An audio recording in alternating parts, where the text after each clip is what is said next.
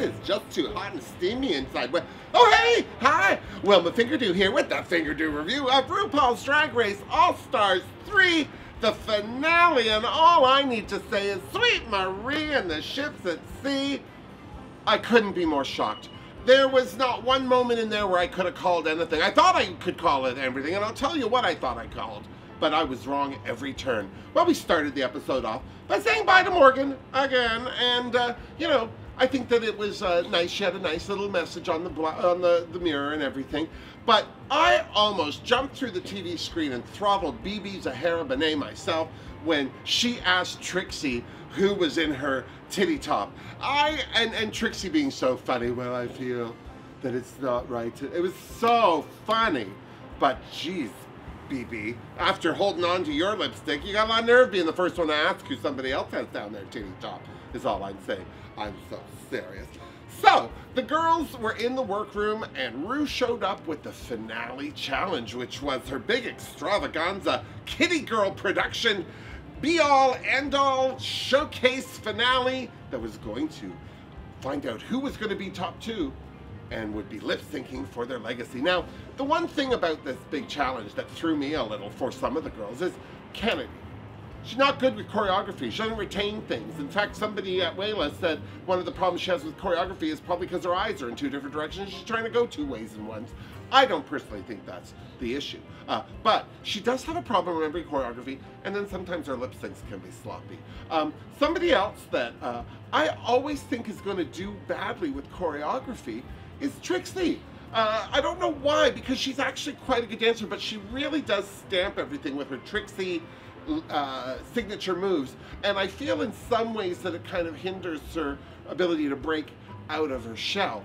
So I was worried for Trixie in this as well, although she can write, and I wasn't worried about her writing a number, but choreography gets a lot of people. I love that Shangela started referring to herself, well, she got off the Daenerys reference, and then she was Miss Seeley from The Color Purple, and then by the middle of the show, she's Kelly Clarkson. I think that this whole contest was too much for Shanji. I think that she needs to take a nice little break after all that's said and done and reconnect with who she truly is. But that, I digress. So, the girls had to work with Todrick Hall, who's so fabulous and so good at making girls feel like they're not doing enough. Do you know what I'm saying? He always has that one look. He's like, is that what you're going to do? And they're all like, I thought it was. I don't know now. But I thought everyone seemed to go through the pace as well. We didn't get to watch a lot of the process, like the recording of the separate numbers. But I loved it when Todrick stopped the rehearsal and took the girls out back and explained to them that the number that they were rehearsing for was going to be a one-take only live filmed number. The cameras would be rolling, good, bad, or ugly. These girls were going to have to hit their marks and finish the job. And you could see a couple of them starting to sweat, because some of them, and Shangela is one of these girls, she's not afraid of making mistakes because she realizes there's always another take in the can, so to speak. Well, not on this one. So the girls had to get ready. And I have to say, when it came down to the performance, because there was a lot of stuff going on. Yes, the people were talking and hemming and hawing. The girls are coming back. How are they going to pick? Should girls be picked this way? Should they be picked the other way? It doesn't matter. It doesn't matter what any of these contestants think the criteria is, because it's not up to them. All they could do was their best. And I need to say, every one of these girls killed that live recorded one-take number. First of all, is that Kennedy Davenport singing in that track? Because she has a fantastic voice. This is the second time she's sung, and I thought she was brilliant. I thought a strong opening for the show. She did an excellent job. And Shangela doing that strutting rap. She is Beyonce, Sweet Marie and the Ships at Sea.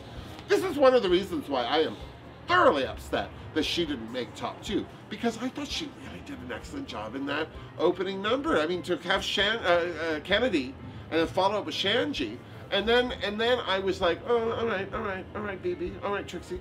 But they were good too. Everyone did an excellent job in that opening act. Because I'll have to say this, Kennedy and Shangela were hard to follow, but Trixie's number was great, and BB was BB. A little weird and esoteric and full of the motherland, but so's BB, and I don't have a problem with that. So then it came down to their best drag runway, and sweet criminy, that was some of the best drag, although I'm with the girls on the judgment of Kennedy's dress, because it was a rehash of her last Pride dress, which she got kicked out early wearing. Now this one wasn't the same dress, but it was still a rainbow dress, and with Kennedy's aesthetic and the so many colors in a rainbow, there's only so many ways a dress like that's going to look on Kennedy, and it literally looked like the same dress with bigger hair. But Trixie's little poodle number, sweet beats, her little French boudoir poodle-y number, oh, good grief, that was delicious. And in fact, I think that's one of the reasons that she ousted Shangela for the top two. Not that Shangela didn't look gorgeous, she looked gorgeous, but it wasn't high fashion drag. There's something, I think that this is the thing with Shangela. She often looks like it's her own hair, and it is her own eyebrows. And I feel somehow that if Shangela like snatched her face back by blocking out her brows and giving herself a higher brow and opening her face a little more, and maybe bigger hair, especially when she wears flat hair or close to her head hair, I feel like she just looks like such a woman that it looks like that's her hair, and I would have teased it up a little more, is all I'm saying. But she looked spectacular. And BB's little tribute to Lion King was fabulous, very BB, very fabulous. But I have to tell you, when it came down to the judgment of the eliminated queens, first of all, I thought that Bendy, I thought that was a cutout of her. She said nothing until they were all gone. She just looked at them all like Mae West. She looked fabulous. But when it was all said and done, I really felt that Kennedy did an excellent job with the Q&A, but then she's a pageant queen. She knows how to do Q&A. This is her life. But I felt Trixie shot herself in the foot. She started to judge the other girls in front of these queens, to tell them how to think. And I thought for a minute there that she'd shot herself in the foot, and it was going to be Shangela and Kennedy in the top. And then they said that it was Kennedy and Trixie that made the top two. I nearly died. I am so glad that Kennedy rocked the boat and showed up in the final two. She deserves that recognition for sure, but so do all the other girls. But I really thought it was a Trixie and Shangela showdown. So did everyone at Wilma Bar and Lounge, I'm just saying.